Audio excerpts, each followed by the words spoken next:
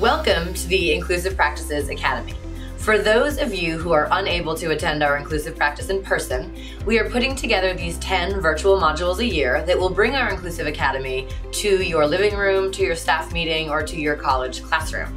These 10 modules in a series are going to outline the importance of inclusive practice and bring you some of the most notable speakers in the world on inclusive practice directly to your TV screen or your computer. This first video is going to be about inclusive practice and how it's different from inclusion. And then we're going to unpack some of the most important aspects of inclusive practice so you can begin to compare best practice to what's happening into your school or district so you can make some really amazing goals for improvement. Hi, I am Dr. Katie Novak, Assistant Superintendent of Schools in the Groton-Dunstable Regional School District and a member of CAST Professional Cadre. I am here today to talk about the importance of inclusion for meeting the needs of every single child in your school or classroom. And to start off, I want to talk about what's the difference between inclusion and inclusive practice, because we use the terms synonymously all the time and they're actually very different. So inclusion is the process of actually getting all students in the room together. So you're going to include students of all variability. But inclusion doesn't mean that everybody is learning really effectively. So in order for inclusion to be effective, educators have to implement inclusive practices. And those are the practices that have been shown time and time again through research to really allow students to learn, regardless of who they are. And, in an essay called On Teaching, back in the 1930s, John Dewey once said, to say that you have taught when no one has learned is to say that you have sold something when no one has bought it. And, really inclusion is meant to be that same metaphor is, we can't have effective inclusion unless we implement really effective inclusive practices, which are the strategies that we use that allow all students to be really successful in our classroom. Now, one really important concept that you need to unpack to understand the inclusive practices that we're going to discuss in this video is the term variability.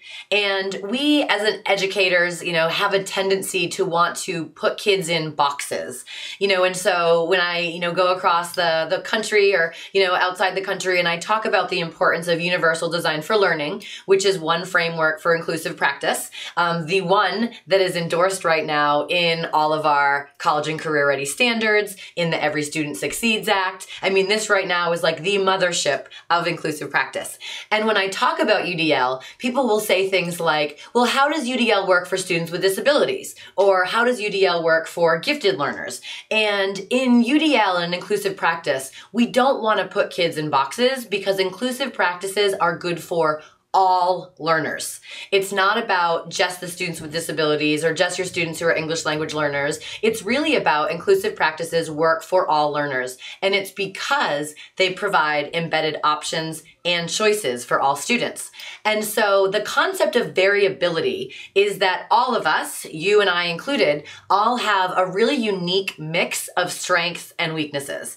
And none of those are disabilities. The reason that we perceive them to be disabilities is because we don't fit into this neurotypical school that has been designed for this mythical average learner.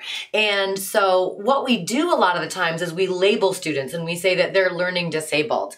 But UDL and inclusive practice is really about the fact that our students are not disabled. If they're not learning, our teaching, our schools, our curriculum, those are the things that are disabled. And so inclusive practice is all about how do we create schools that eliminate the barriers for engagement and accessibility so our schools are no longer disabled and any student, regardless of variability, regardless of their unique mix of strengths and weaknesses, can be really successful in an inclusive classroom because the teacher is always modeling inclusive practices.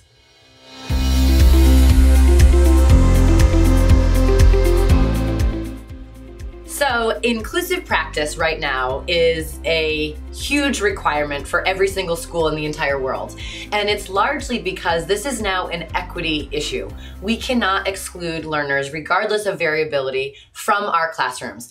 Every child deserves an opportunity to be really successful, to have highly qualified educators who are working and collaborating together to meet their needs. And all students really also have to learn how to become learners. Because if we don't teach them how to become learners, if all we teach them is to how to recall knowledge, they're going to be competing against Alexa and Siri and all these other artificial intelligence contraptions, I guess you could say, that know everything. And so if we want students to be really competitive in their future, we have to teach them how to learn. And inclusive practices is really about the fact that every single student deserves an opportunity to access these really amazing opportunities to learn. And we do that right now in multi-tiered systems. And when we think about multi-tiered systems, sometimes it's called MTSS, sometimes it's just called a multi-tiered system. In the new federal legislation, they actually just say a multi-tiered system. And there's different types of lenses that you can see a multi-tiered system through. And the idea is that all multi-tiered systems have a really strong tier 1 foundation that will meet the needs of every student in an inclusive environment, academically, behaviorally, and social emotionally. And throughout this series, you're going to learn more about how we can universally design a system of behavior through PBIS, how we can really universally design social emotional learning, and then academically, how do we create opportunities for all students to access rigorous standards. And that is tier 1 of an inclusive practice multi-tiered system. But interestingly, some students are going to need more than that. We all have a unique mix of strengths and weaknesses, and to be really successful, we need to optimize those strengths, and we need to practice on the things that don't come as easy to us. And this is why intervention is really important for some students, in addition to and not instead of. And we actually have federal language that says that you have to supplement and not supplant. And so the idea is that you can't take a student out of an inclusive environment to provide them with intervention they need. They need that in addition to the same opportunities as their peer. So this becomes a real equity piece that we are fighting for every single child to have an opportunity to be educated with their peers. But the reason that a multi-tiered system is different from what we think of as RTI, or response to intervention, is RTI was the triangle. We all recognize the triangle. We have this really solid tier 1. Again, it should be for all students, and then we provide some students with something extra. We supplement our tier 1 instruction, and then at the top, sometimes we intervene with tier 3 instruction. And this is very, very different based on the standard, based on what you're working on. It's not inclusive or exclusive of needing special education services. And what happened for a long time is people started saying that some kids were tier 2 kids or tier 3 kids. And again, we cannot put kids in boxes, is that we have these wonderful students who are all so capable of being successful in their own way if we acknowledge their variability and we provide them with different opportunities to learn.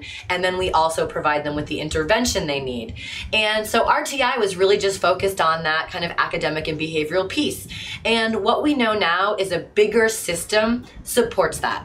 And so a multi-tiered system is what upholds that core intervention system by ensuring that teaching and learning and assessments are universally designed. And how can we ensure that teaching and learning and assessments are universally designed is we make sure that we have really strong professional development. We also have to have integrated and sustainable plans to ensure that we have the staffing and the professional development and the scheduling in order to allow all teaching and learning and assessments to be universally designed.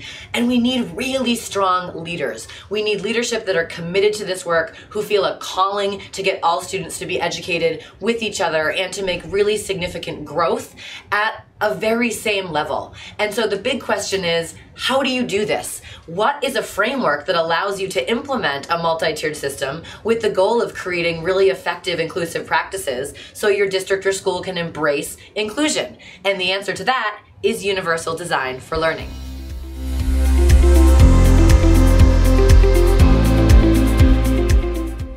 What is Universal Design for Learning, or UDL? UDL is not something you buy. It's not something that you do. It's not something that, is available and sometimes a fairy just comes and says, now this is UDL. UDL is a framework from which you view everything you do with teaching and learning. And it really is a framework that is based on 30 years of research, and you're going to have an opportunity to explore the history of UDL. But I'm going to make this into a very simple analogy to understand the importance of universal design for learning. And I like to use the dinner party analogy. So UDL is based on the fact that there are 3 different networks of the brain which are responsible for learning. And essentially they have to be lit up or turned on in order for students to learn. And traditionally, what we would do is we would make the goal for students very clear. I want you to write this essay, for example, and then we would teach in one way. And so we would say, okay, so you're gonna, we're gonna all read this essay together, and then I'm gonna lecture to you about how to write an essay, and then you're gonna write one. And then the assessment was, now you're all gonna write an essay. And that was very traditional teaching. We call that in UDL one-size-fits-all teaching. And I like to call that casserole teaching. So, back in the day when we went to my meme's house for dinner, like whatever we were eating came in one pan. Whether it was tuna noodle casserole, whether it was beef stroganoff, you got one pan. It was a one-size-fits-all dinner. And if you didn't want to eat it, that's just too bad. And so casserole teaching assumes that everyone is like an average eater that doesn't have any sort of dietary restrictions or accessibility issues, or picky eaters. And so when you have a one-size-fits-all way to teach, you teach in one way, whether you lecture or whether you assign a book, you're gonna have some students who have dietary restrictions, and they can't access teaching in that way, or they can't access the assessment in one way. And then you might have some students who could technically access it. So I don't have any dietary restrictions, but like growing up, I wasn't super psyched about tuna noodle casserole. And so where we fall there is we have problems with engagement. And so there are 2 reasons why our students don't learn: accessibility and engagement. And so those barriers need to be eliminated. And how do we eliminate those? Is we provide choices, but we empower students to make those choices. And this is very different from the model of differentiated instruction with, if you read the research about, when the framework first came out, it was all about responsive teaching and being reactive to what happens when students don't learn. So if we take this casserole analogy, I have a tuna noodle casserole and I invite, 5 of my friends over, and then I find out, oh my gosh, like one of my friends has lactose intolerance, one of my friends is eating gluten-free, they can't access tuna noodle, and then my other friend's like, I just think it's gross, I don't want it. And so what differentiated instruction would guide me to do is to really think about and look at the needs of my guests and then provide them with something different. So I remember when I taught out of a Houghton Mifflin textbook, and it would basically empower me to say, do this for your struggling students. Do this for your average, mythical average students, and then do this for your pre-AP students. And they were 3 different meals. So what I could do is when my guests come over, I say, you know what, this casserole isn't working, but I already have it. So you know what, you 2 can eat the casserole, and then I'm gonna make a salad for you 2, and then I'm gonna make something else for you. And that's really exhausting in the kitchen. And so, teachers are just feeling the weight of having to prepare all these different things. And the word differentiate just means that students are getting things that are different. And so differentiated instruction is a way to differentiate. Universal design for learning, however, takes the analogy buffet style. Because in a buffet, I would invite my friends over. I don't need to label them. I don't need to put them in boxes. All I do is think proactively, what could the barriers be? So I'm not gonna make a casserole. I'm not gonna put my time into it. But I'm gonna say, I might have some friends who are picky eaters. I might have some friends with allergies. I might have some friends who have bigger appetites or smaller appetites. So when you go to a wedding and they'll bring you a plate and like there's a piece of salmon on it like this big, I'm like, oh, this looks great. And my husband's like, is this all we're eating? That's one size fits all. We don't want to do that. We want to put out a buffet of options and say, I empower you to choose.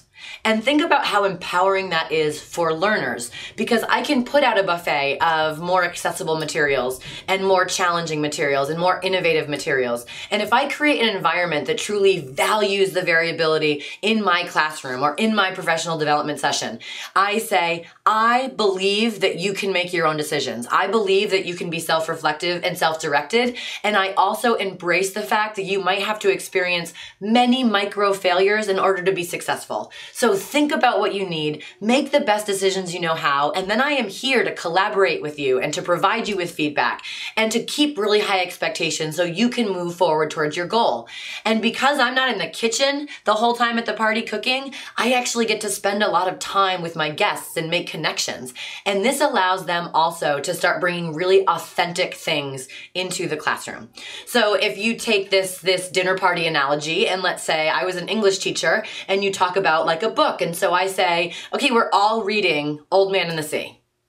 Okay, that would be a casserole. I might say, we're gonna do literature circles. You can choose, Old Man and the Sea. You're all struggling readers, so you're gonna read No Promises in the Wind. The readability is much lower.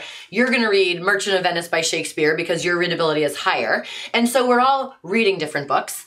But in a UDL classroom, I would say, you know what? The goal here is that we understand how an author creates a character. We're going to really focus on characters' actions and thoughts and feelings. And I want you to look into your portfolio, and I want you to look at your data and to think about where you're at reading-wise. And I want you to set a goal for the rigor that you want to read and then what you want to read about. And I want to teach you how to find a really great book that you're going to fall in love with so you can start to appreciate that character. And you know what? You can choose to download it on your phone. You can choose to use an audio book. If you're a one-on-one district, pull it up on your Chromebook because there's a lots of different ways to read. Oh, you don't have a lot of reading stamina? Well, the standard doesn't say it has to be 170 pages. So there's an amazing short story called The Most Dangerous Game, or you can find one yourself. You can come over here with me if you're interested in reading the same thing as me, and I'll help you get through it. And what you do in that party is not only do you meet the needs of every single guest by providing options and choices, but you empower them to know how to learn. And when we do this with academics, and we do this with behavior, and we do this with social emotional learning, we not only have successful students who can access an equitable, inclusive environment, but we have students who know how to learn and who will compete with these robots and this artificial intelligence and will be really successful in our world. And so inclusive practice is just so much bigger than thinking about how do I get kids into a room? How do I get them to sit at a table? Because I can invite a bunch of guests over my house and have them sit at a table and call them inclusion, but if none of them are reading, I'm not really having a party. And so if we think back to the beginning of this module about, you cannot say that you teach if students don't learn. That is what inclusive practice is all about. Every single student needs to learn in a multi-tiered system where we are very, very flexible about empowering students to make those choices. And then when necessary, we can intervene by providing them with really meaningful feedback, by creating small collaborative groups, but we never take them out of that opportunity to know themselves as learners. So you will have some options and choices to dive deeper into UDL and the UDL guidelines. And I could talk about this for hours, but this is not a feature film. And all of you are different, and there's variability among the audience. And so you're gonna have an opportunity to explore the resources that make the most sense to you so you can learn about the most effective way to provide inclusive practice to your students. So until the next webinar, or module as we call it, enjoy your journey.